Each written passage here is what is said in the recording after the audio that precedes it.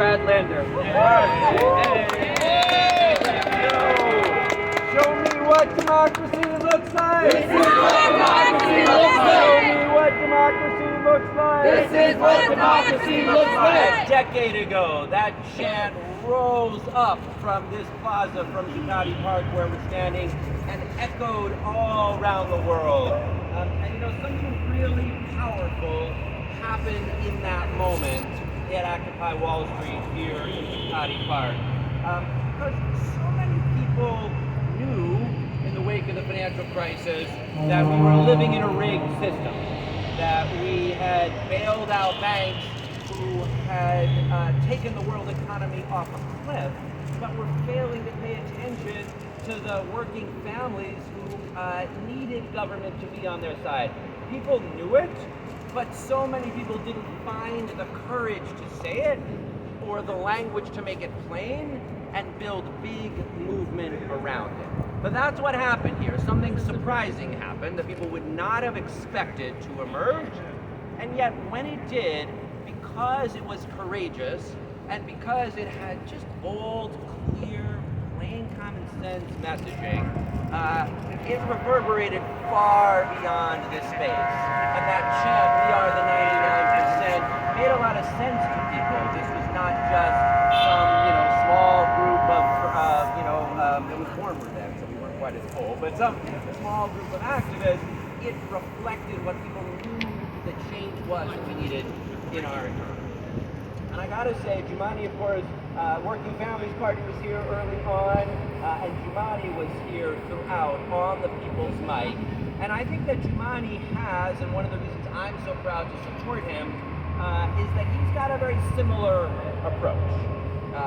He has the courage to say what is in the back of people's minds, but folks aren't saying, and he's got a way of doing it that resonates with working families, white, black, Latino, people who are struggling and who know the system has been rigged against them, and that even though common sense says they're supposed to just take it, that it does not have to be that way. I sometimes joke with Jumani that a lot of people get comfortable with injustice. You wake up day after day after day with families facing eviction, or folks facing police brutality, or jobs that don't pay enough to feed your family, and because it's day after day after day, a lot of people wind up accepting that that's the way things are and the way things have to be.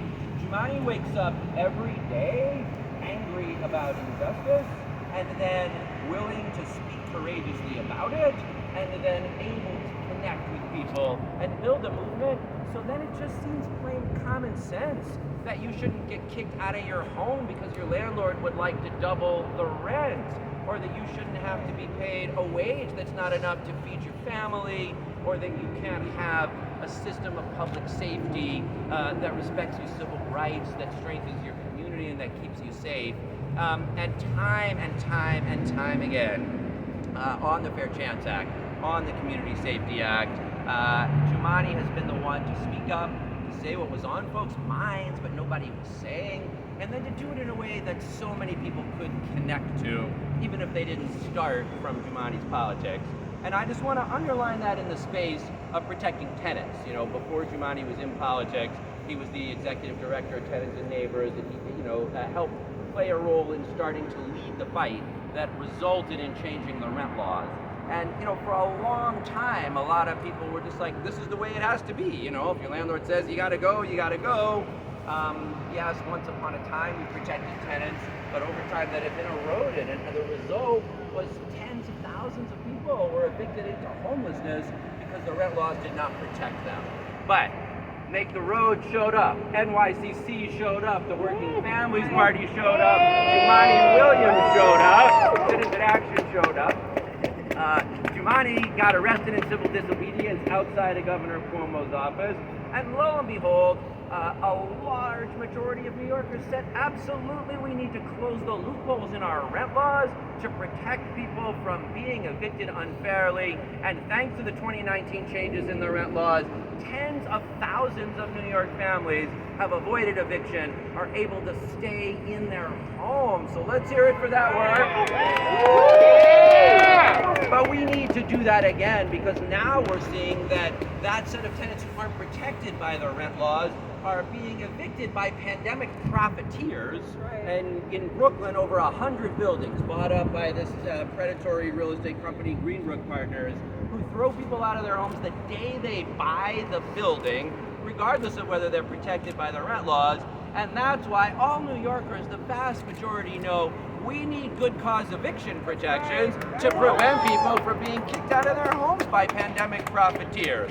And we need a governor who knows and has the courage, the common sense, and the connections to make sure we stand up for good cause evictions and we prevent our neighbors who are complying with their lease, just trying to make it in this pandemic economy, from being evicted. So how about a governor that'll make sure we pass good cause evictions? And for that reason and so many others, I am so proud to be an endorser of Jumaane Williams for governor and delighted to join all the groups here today for doing it. We started with Show Me What Democracy Looks Like. That one we still do, but we are the 99%. We don't do enough, so let's do that one. All right, ready? It's supposed to be this. We are the 99%. We are the 99%. We are the 99%. We may not get 99% of the vote for Jumaane Williams in the primary, but let's get to 51. All right, it's now my pleasure to call up one of the stalwart groups of the Working Families Party, fighting for working class New Yorkers all across the city, New York Communities for Change.